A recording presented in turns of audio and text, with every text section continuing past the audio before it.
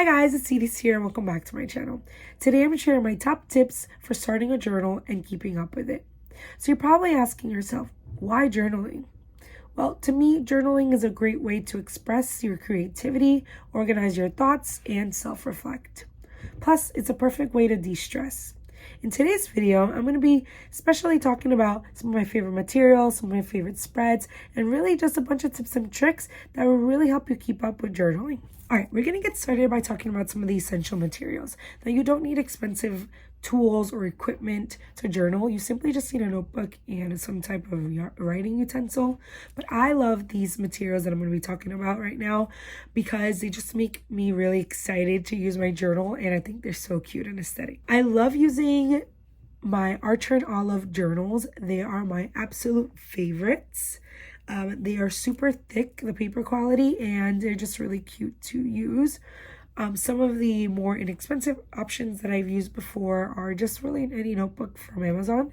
I love to use the dotted grid because I feel like it is easier to lay out different materials on top of that kind of paper. I also love like a cute thin pen, so 0.5 mm or less.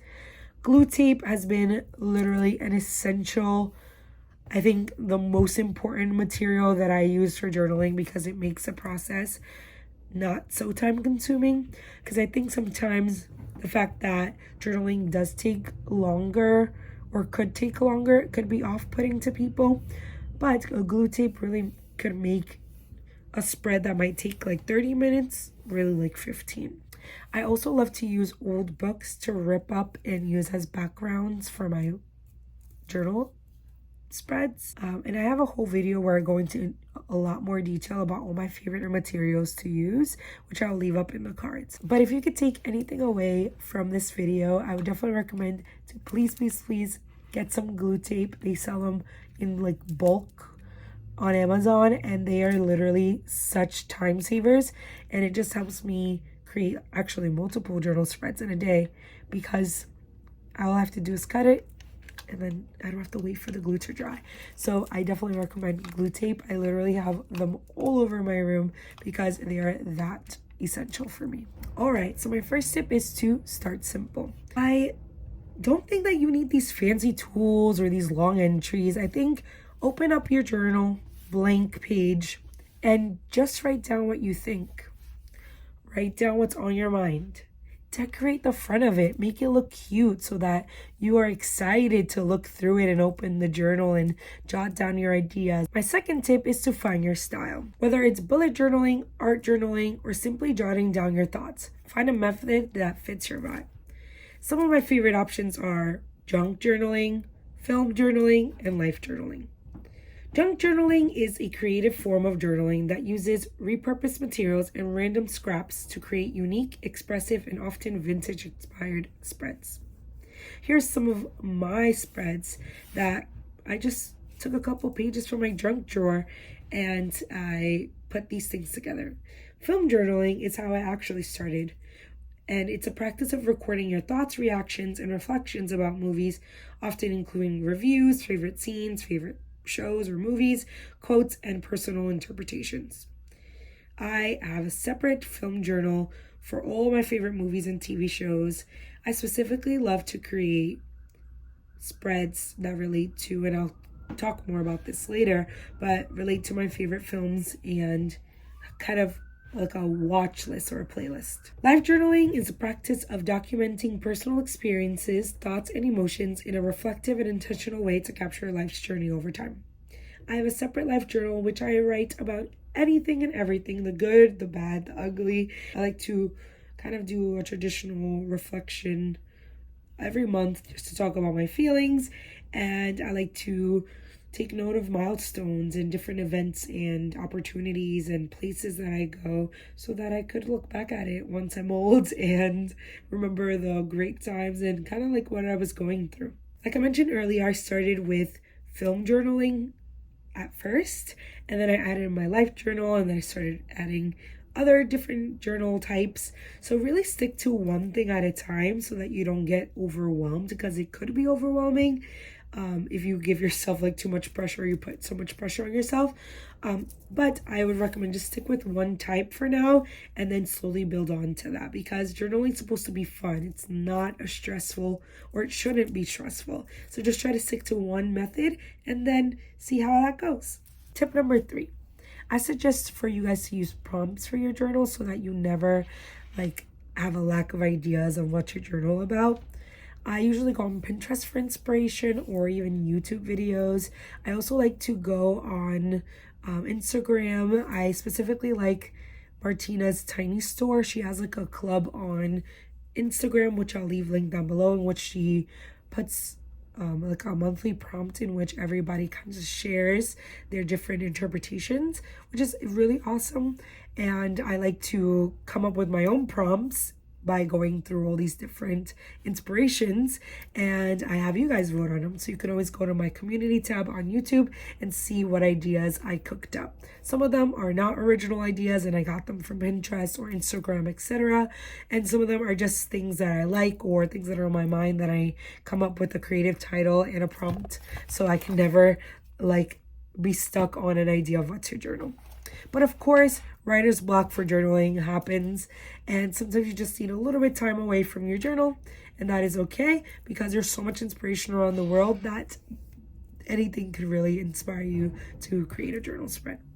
I also like to use the prompts from Zoe W on Pinterest. She has monthly prompts in which you can journal every day. It's a question a day which you can write, and I use that in my planner, but you can also write it in your journal as well. Basically, you can be inspired by anything around you in your personal life, at work, Pinterest, YouTube, Instagram, and journaling is not specifically one thing. It's not only writing. It could also be junk journaling. It could be so many different things. It's really what you make of it.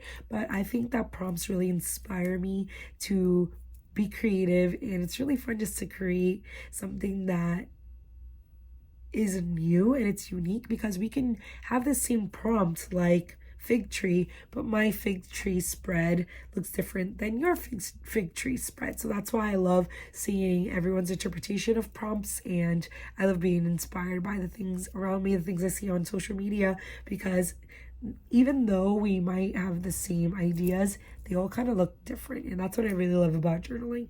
No one's journal is the same. Tip number 4, make it fun. Add stickers, washi tape, like anything, sketches, 3D like elements into your journal, so that once again you will love to flip through your journal and it keeps you motivated to kind of work in it. I love to literally just look through my journal, tab things, and really reflect and have interactive pieces that I could go back to. One of the things that comes to mind specifically, and I have it tabbed here, is my year in pictures, in which I have to go back to and print Polaroids and just pick out one event or one thing that really made that month fun for me.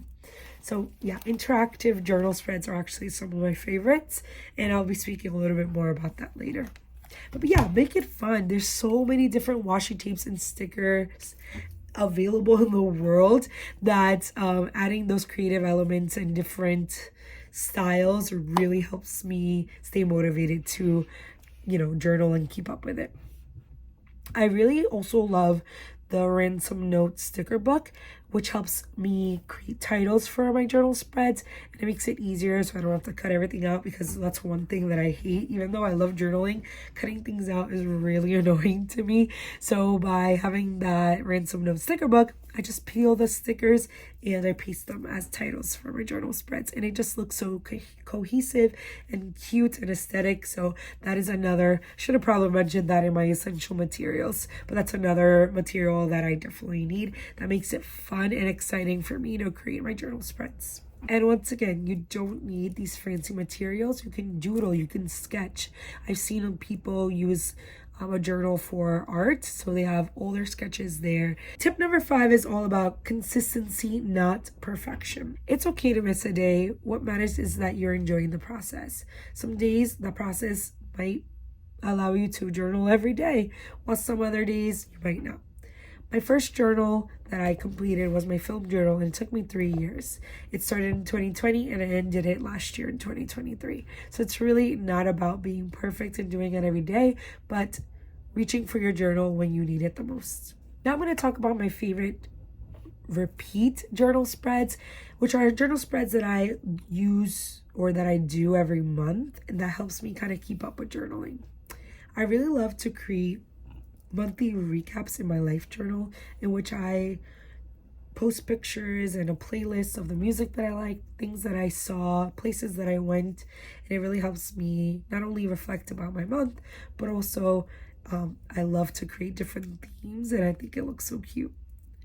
I also love to create monthly watch lists in my film journal, which I rate the movies and the TV shows that I watch for that month. And I love to go back once again and see all the TV shows and basically all the films that I watched and how I liked it. And I just think it's really fun. I also love to create playlists and watch lists in which are themes like fall playlists or movies to watch in the spring or movies to watch during Halloween season. And those are actually my favorites to make. And I often use stickers or some sort of checklist to make sure that I watch them. Last but not least, I really love to create album rankings. For some reason, I love this. I created like a whole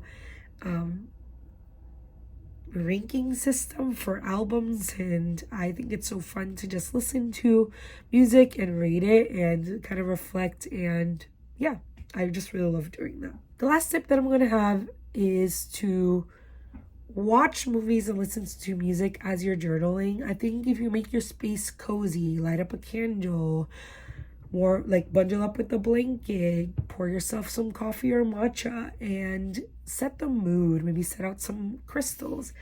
Make this a self-care for yourself because you deserve it. Make it a time where you really feel comfortable, cozy, and you enjoy what you're doing. Because when you don't enjoy it, then you're not gonna keep up with it, you know?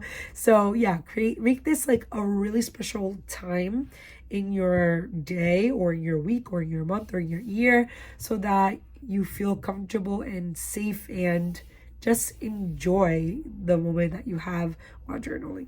All right, those are some of my tips and tricks on how to start a journal and keep up with it. Journaling is so special to me. I feel like it has changed my life because it has given me an outlet to just express myself. So I hope these tips help you get started on your journaling journey. Please comment down below if you have any other tips that could be helpful to someone. And don't forget to like and subscribe. Bye. Yeah,